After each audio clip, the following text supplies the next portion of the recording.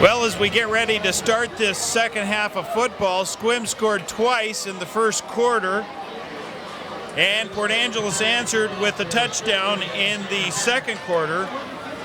Sequim scored on a Brian Savage 5-yard run with 5:15 to play in the quarter, and then followed that up with 53 seconds to play in the quarter. Nathan Chavez from 2 yards out and a 2-point conversion by Brian Savage, and guess what? We start the second half with a penalty. That's pretty tough call, offsides of the kickoff team. Recap this. Port Angeles scored on a Justin Boudreau keeper from 6 yards out with 7:11 to play in the half. Definitely some unofficial statistics. I have Brian Savage for Sequim, 16 carries, 132 yards. And for Port Angeles, Adam Maycumber, 13 carries for 63 yards. And there's the highlight so far in this 14-6 lead for Sequim.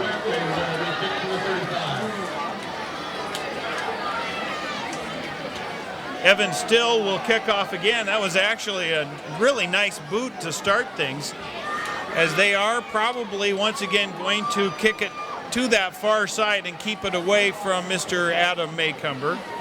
Also back there is Kurt Stimbert.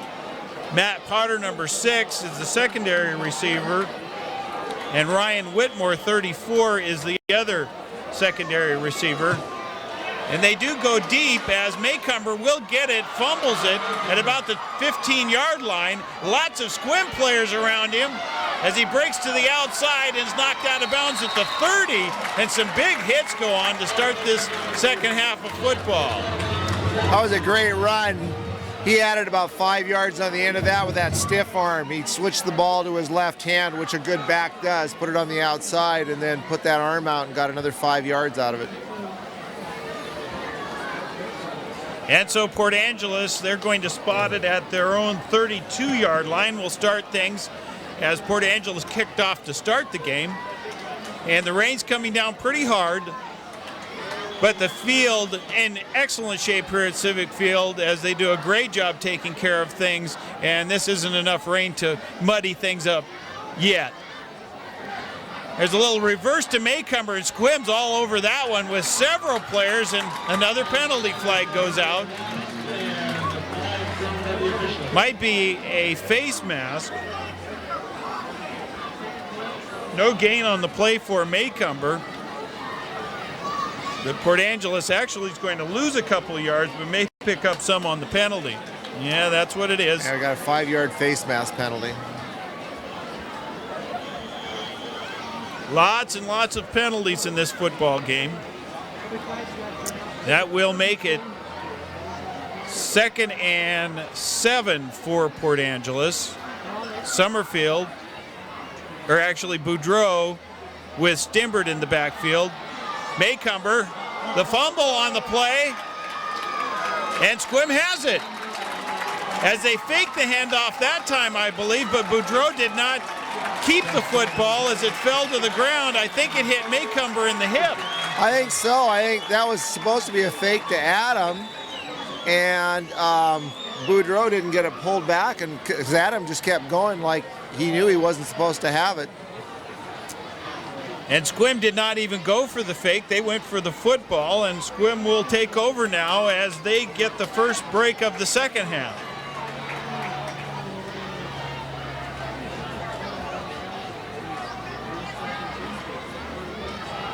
And here he is, Mr. Savage running hard.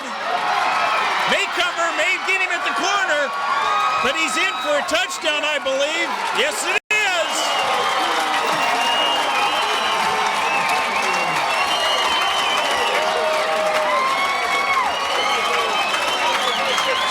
Cashes in fast on the fumble, and from 34 yards out, Brian Savage runs all by himself for a good 25 yards.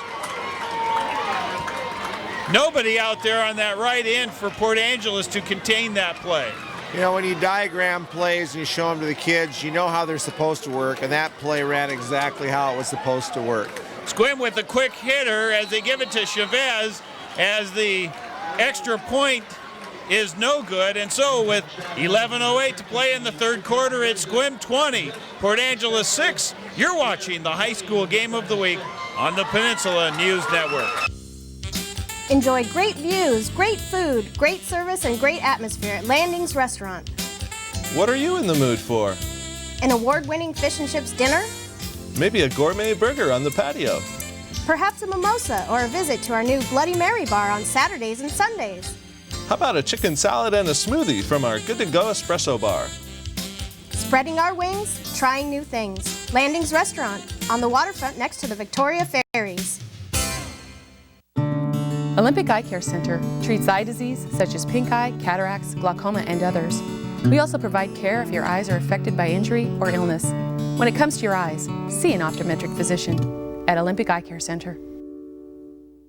Fast, friendly service, and plenty of pump is the name of the game at Lovell's Roadrunner 76 Food Mart. Quick stop, fuel up, and shop. Lovell's Roadrunner keeps any wild coyote from running on empty. Lovell's Roadrunner 76 Food Mart, located at 1023 East Front in Port Angeles. Evan Still set to kick off once again for Sequim as the Wolf fans are picking up the pace a bit, cheering their team on as they're playing an excellent football game as they take advantage of the turnover. As we notice, number 88, Justin Desjardins, was injured earlier. He's got his shoulder pads off, and he will not be coming back into the football game, obviously. Well, there's a mistake by the deep back as he did not need to fall on it. That was Ryan Whitmore as he downs it at about the 18-yard line. So that's where Port Angeles will stop, but he had plenty of time to pick it up and run with it. Well, I think so also. He needed to realize that Adam was behind him, and Adam could have fielded that just as easily and picked it up and run, but it didn't happen. Ryan is a good football player. He always has been. Sometimes it rains when it pours. And it is raining right now. There's that fake handoff. Nice cutback for Stimbert as he goes a long ways. They almost stripped the ball away from him. Yes, they do. Port Angeles recovers it, though. Big gain for Stimbert. As we have a Sequim player shaken up on the play, that's Brian Savage. That could be a big injury. He's a tough kid, he'll shake it off. That gain is all the way out to the 35-yard line. 16-yard gain for Stimbert on the play as they used Maycumber as kind of a decoy. I think that was the play that the last fumble occurred on that they were going to run, with Maycumber faking an end around and handing it off to Stimbert. Our game tonight is also being brought to you by Remax Performance Team, where it's not having the most agents that makes the difference, it's having the right agent. And also by Peninsula Bottling, supplying your favorite Pepsi products to quench your thirst. It's a cola from Peninsula Bottling. 10:56 to play, third quarter. Sequim already on the board here in the second half.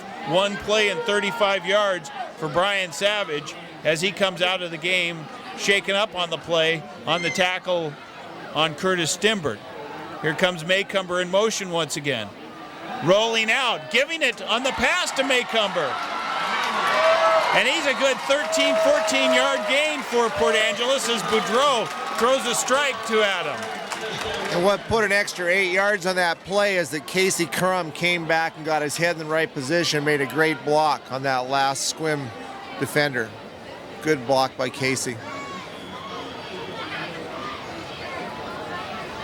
A few little wrinkles that we haven't seen in a few years. Coach Novick never ran anything like that. It was pretty simple. And what he did, he kept it simple, but they did it very well. They were only 3-7 last year, the Riders were, as compared to Sequim at 7-3, but Port Angeles actually played pretty well for a team 3-7 last year, I thought. Stimbert with nowhere to go. That was 53 who helped break up the play, Chris Lee, and then several Sequim players come to break it up and tackle him. A good 4-yard loss. The Sequim defense is really quick. Great reaction.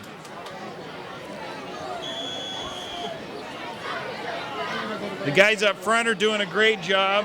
Joe Shaw, Ben Fox, Chris Lee, Nathan Chavez, Stephen Prince, Mike Reese, Brian Savage, of course, who's not in there. Kenny Hull plays some defense. Ryan Rutherford back there for him, too. Haven't called out Jake Shearer's name much as he's playing way back. There's a swing pass to Maycomber as he gets around the end and picks up a good 5-6 yards on the play.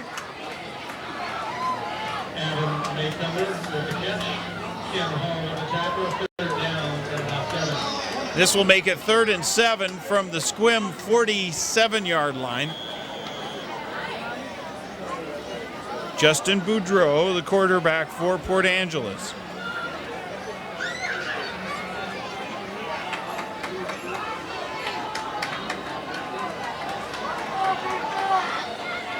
And I think Savage is back in there, and he's wide out to the right. Port Angeles split out 4 wide receivers, and Maycomber is out here in the slot.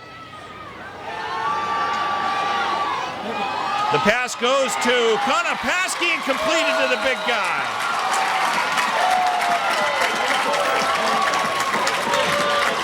Good for 10 yards on the play as they take advantage of the big target. That, and Kevin had some great concentration on that. He knew the defender was there, but he didn't let it bother him. He focused in on that ball and let Justin know that he was going to catch it if he threw it. Nice first down to the Sequim 36-yard line. 8:17 with the clock now moving here in the third quarter. 20-6, Sequim in the lead. Boudreau threw a strike there to Konopaski. Here comes Maycomber in motion. A little timing play as it goes to Stimbert for a good gain as they try to strip the ball away. Stimbert on his feet for a long time as Wes McGuire tried to strip it away from Stimbert again, but a good gain for Curtis.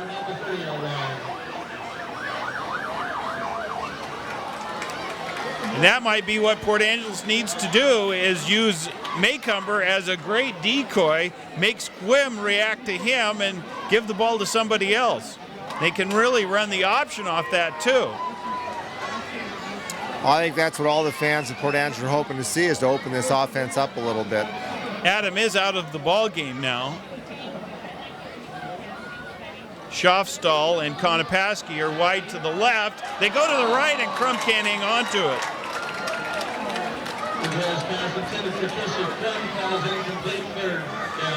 Third down and 3 now. That would have picked up a first down. Maycomber is back in the ball game as Schofstall will come out. Rutherford back in the ball game defensively for Sequim. And I think I'm wrong. Savage was not out to that far side. I think that was Rutherford. I missed the number 8 there on Rutherford. He's 85. Savage is just number 5. And Brian's not in the ball game right now for Sequim, I don't think. Boudreau with once again Maycomber going in motion. He's looking to pass to Adam and makes a bad throw. But we have a penalty flag down. We'll see what that is. And Boudreau had Maycomber out there. Yeah, he did. The ball either slipped or he didn't get a good grip on it. He might have been too far at the end because he just basically threw it into the ground. And you don't see Justin do that very often. And it is raining here. And it's going to be offensive pass interference against Port Angeles. I believe that's a penalty and a loss of down. We'll see what they come up with here.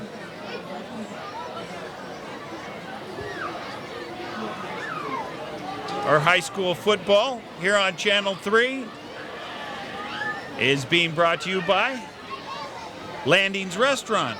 Spreading our wings, trying new things. Try the Landing's Restaurant. And it's a big one. That will bring up fourth down for Port Angeles. Loss of down and a 15-yard penalty.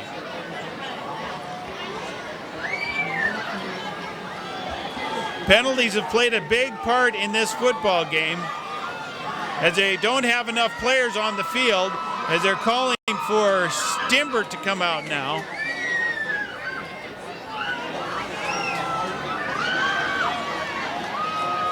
As I don't think Port Angeles has enough on the line. Yes, they do. As Walker kicks a high one, and they will let it bounce, and it'll roll into the dirt infield inside the 10-yard line, where it is downed there by Max Miller. And we have another penalty, as I don't think Port Angeles had enough on the line of scrimmage. Well, I think what it was is there was motion on this end of the line of scrimmage. I don't think one of the Port Angeles players was set. He was walking up to the line and sort of coasting to it, timing the snap. 7:03 to play in the third quarter. So they'll probably make him punt it over.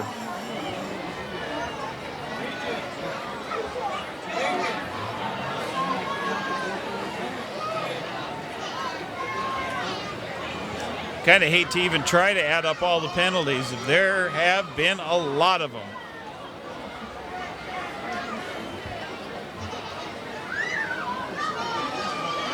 Great crowd here at Civic Field, and that's what Sequim Port Angeles rivalry is all about, getting a great crowd and enjoying an outstanding football game. Now let's see if number 8 Curtis gets up here to the line in time. There he is. I think we're okay with the lineup now. Now 55 comes on, and we'll have another penalty, I believe. They're not throwing anything. I think they started with 10 that time. But I didn't think they had enough on the line again.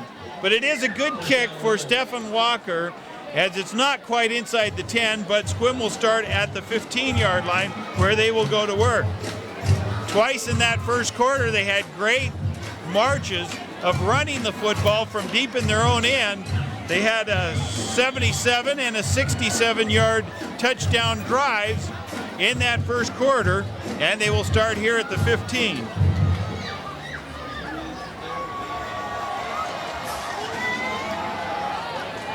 Right up the middle for a huge gain, still on his feet, but fumbled and came right back to it. Big gain of 25 yards for Mike Reese. You know, I didn't know you could dribble a football, but I think I just saw it. Hopefully we'll see a replay of that one, as it got knocked away from him but came right back to him in a big 25-yard gain for Mike.